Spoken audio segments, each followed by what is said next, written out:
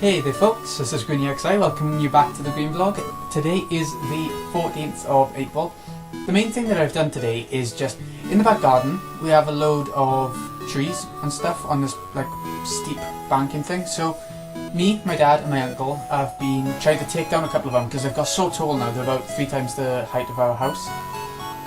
So we've been chopping down some of the shorter ones and we're trying to find out the price of some of the more expensive ones. And we've had a valuation of from one group of people and it turned out to be like, what was it, £1,100 for the whole lot of trees to be taken down. My dad's not going to pay that. And I can see why. Bloody hell. So that's the main thing we've been doing. All kept and dead. That's what I am. Dead. That's what I've been doing. Ooh, I've been reading this book. It's by a guy who died in March of this year, 2015, if you didn't know. Terry Pratchett's Colour of Magic. I've only read like the first 40 odd pages or something out of about, I think it's about 300. Yeah, nearly 300. And so far it's really good. It's quite hard to read. I'm used to reading Stephen King, who uses like plain English and writes in a way that you would talk so that you understand it really easily. But he wrote this back in 1983, and it's quite hard going a little bit, where he doesn't tell you exactly what's going on. He sort of does it in a way which is quite subtle. So I quite like it actually. It's a nice change from everything else I do read. You know. Anyway, it's about this world that's actually a giant turtle. There's actually a giant turtle floating through space with a disc on his back, and that's why it's called the Discworld series. There's 40 books in the series, Colour of Magic being the first one. And the turtle has a world on his back, a disc with a world, yeah, where other people live and everything. And so far all that's happened is that it's introduced a few characters, and there's this one magician, or I think he's going to be a magician because he's got this treasure chest that walks on his own with his own feet and everything. Probably, it's a fantasy series by the way, if you were wondering why they were walking treasure chests going home. And yeah, I'm enjoying it so far. I think it's going to be a really good series and I can see myself going on with it. The first book, I want to see if he's any good at endings because I've been reading Stephen King for so long and his endings are normally pretty bad. Pretty bad. So I'm looking forward to seeing if Terry Pratchett does any better. I'm glad he's dead because that means I'm going to be reading books but never having more to read after I've finished what's already out there, you know. Quite a selfish reason to be getting that he's dead, but I didn't know about him. Well, I don't know anything of him. And there's a film out of Colour of Magic as well, I'm pretty sure there is. So I might check that out as well. Yeah, maybe. Otherwise, I've been playing Lost Odyssey. Well, you know what it looks like. Got the Let's Play on the go, which is going quite well actually. It's going quite fast for an RPG. I'm surprised.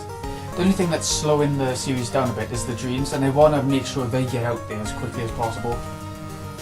As soon as I get them, I want to try and get the dreams out. And I've been reading them aloud, like a dramatic reading kind of thing, but I'm not brilliant at it, so I don't know why anyone would watch. So I don't know. Everything's going well. I'm going to be doing loads of side quests in that, and that's what's really making me a bit nervous.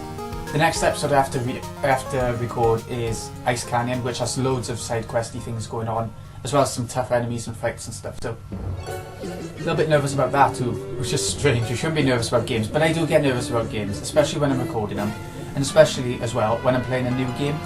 Like, if I'm playing a new JRPG, I stress out that I'm going to come across a boss that I'm going to find really hard, even though the worst that's going to happen is that I'm going to have to level grind or backtrack a bit to get some better equipment. But I still stress out a little bit for some reason. I don't know why. I love JRPGs. And I think it is the tense factor that does it. I think that is what it is. And yeah, anyway.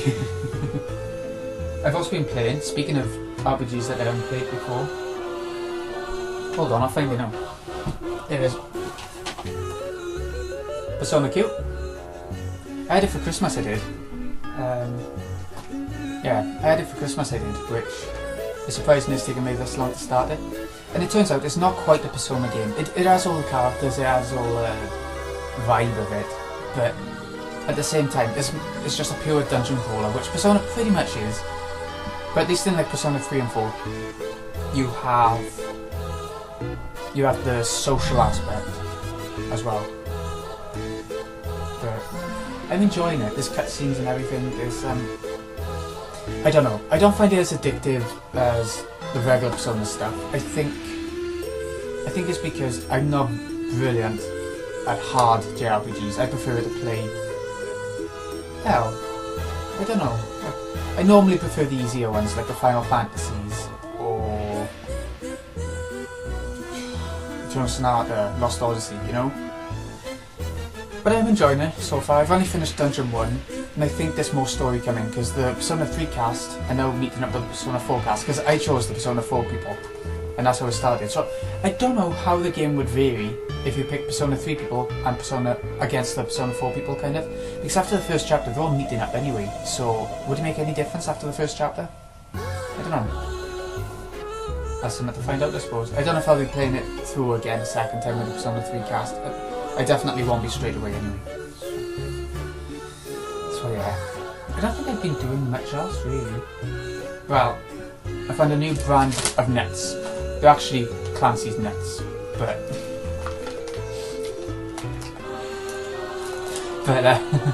they're amazing.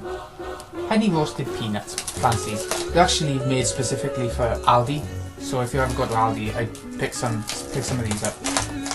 They're only cheap, they're not even a quid. They're amazing. It is sweet rather than roasted. It's funny how they taste. But I prefer them to HP. I prefer them to the main brands, you know? So that's good. Anyway, otherwise, it's been really sunny here. It's been literally boiling hot. The sun's only now going down, it's like 7:30 in the night. So, yeah. Oh, I'm a bit gutted. I'm a little bit gutted. My next series after Lost Odyssey was gonna be Zelda 4 Swords Adventures. But one of my favourite Let's Plays is doing it now, and that is the Super Gaming Bros. They're really good, really good. So, I'm gonna leave it a bit until after that series is finished and then do it myself. I'm not watching it because I don't like watching Let's Plays of games that I'm gonna be doing myself.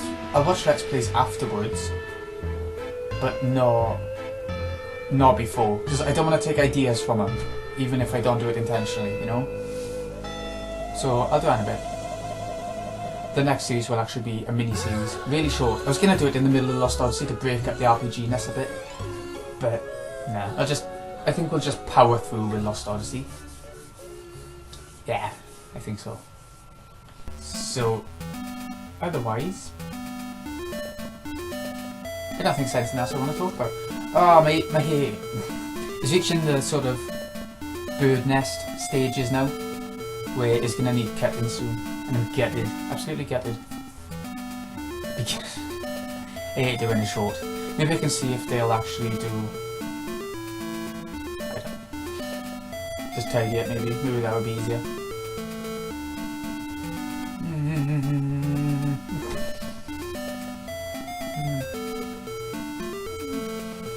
So, okay, this has been GreenyXI. Hope you've enjoyed. I'll see you again in a bit with the Let's Play, and I don't know, this was just a random vlog that I decided to chuck up. To spew it up. Oh. Yeah. See you again in a bit, folks. It's hard work. Saying that.